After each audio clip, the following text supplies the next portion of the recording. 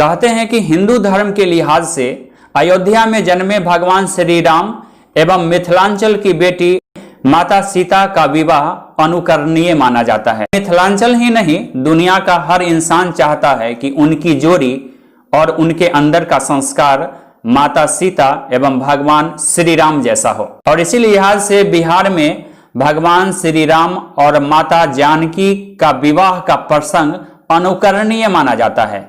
लेकिन पाश्चात्य संस्कृति के बीच शादी के रस्म बदल रहे हैं, लोगों में नई चेतना जगने लगी है। लेकिन अब भी मिथिलांचल की बेटियां और मिथिलांचल के बुजुर्गों एवं पंडितों का मानना है कि मिथिलांचल का यह संस्कार दुनिया में अनूठा है। दुनिया में इसका कोई काट नहीं, इसका कोई जोड़ नहीं। मिथिलांचल की धरती सीतामढ़ी में A to Z news live के लिए हमने व्यास मधु जी से बातचीत की और इस प्रसंग में काफी कुछ जानने की कोशिश की। मेरा नाम हुआ मधुर जी। लोगों को यही संदेश देना चाहते हैं जो हमारा जो मिथिलांचल है, इस मिथिलांचल का धरोहर जो परंपरा विवाह का जो रस्म है, आजकल के नौजवानों में, नवयुवतियों में वो इस विवाह को समझाना चाहते हैं कि देखो विवाह क्या चीज़ है। आज लड़का और लड़की विवाह तो कर लेते हैं लेकिन उसका रस्म को नहीं समझ पाते हैं, जिसके कारण ये सीताराम विवाह महोत्सव जो है पौराणिक संस्कृति को पुनः दर्शाया जाता है। कुछ महिलाओं में ये भ्रांतियाँ हैं कि अगर जैसे श्री राम का जो शादी हुआ था उनके विवाह का अनुकरण करके हम लोग करते हैं तो वनवास जैसा जो बीच में प्रसंग आता है उसके जीवन में ऐसा आ सकता है।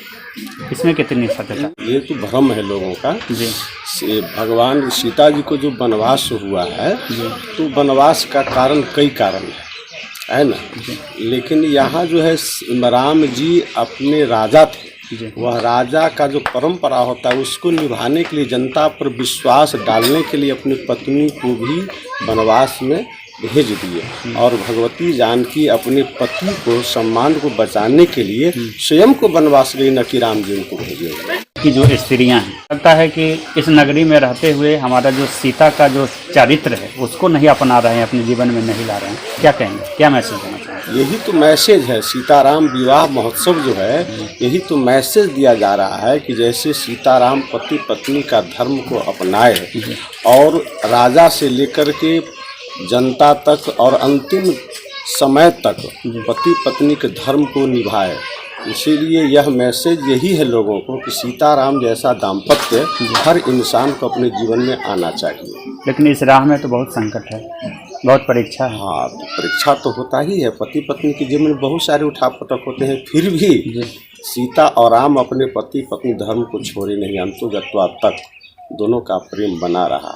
इससे यह शिक्षा मिलता है कि हम लोगों को लाख उठापटक हो पति पत्नी में, लेकिन यह दाम्पत्य को बनाए रखें। विदेशी कल्चर अपना रहे हैं, उस बीच में मिथिला का जो ये संस्कार है, कल्चर है, उसको कैसे सामंजस्य करें? विदेशी कल्चर जब आएगा भारत में तो भारत दुखी हो जाएगा, क्योंकि यहाँ के लोग जो हैं धर्म क्षेत्र से जुड़े हुए हैं। सीताराम कृष्ण राधा की संस्कृति से लोग जुड़े हुए हैं। यहाँ धन भले ही कम है लेकिन संस्कार से लोग यहाँ धनवान हैं। इसलिए हम लोग को सीताराम और राधा कृष्ण का ही कल्चर चाहिए, हमें विदेशी कल्चर नहीं चाहिए। विदेशी कल्चर जब आएगा समाज में तो लोग दुखित हो जाएंगे, धन रहेगा लेकिन सुखी नहीं रहेगा। विदेशी लोग भारत के कल्चर को अपनाते हैं और दुख की बात यह है कि भारत के लोग विदेशी कल्चर अपनाते हैं। और यह दोनों की तुलना किया जाए तो हमारी जो परंपरा है पूरी विश्व में भारी है और सब पर अच्छा है। जब हम भारत की बात करेंगे तो मिथिलांचल का जो अपना रीति रिवाज रहा है, ये जो संस्कार रहा है, हमको लगता है कि सबसे बेस्ट है। क्या कहेंगे? सबसे बेस्ट है ही है और ये पूरे भारत में कल्चर होना चाहिए जो हमारे मिथिला का है, क्योंकि भगवान जो संबंध मिथिला में किए, कोई भी व्यक्ति संबंध करता है तो बहुत सोच समझ के करता है। तो भगवान जो अयोध्या से आकर मिथिला में संबंध किए, जब तक यहाँ का कल्चर, यहाँ का वातावरण उनको अच्छा नहीं लगा तब तक कैसे किए?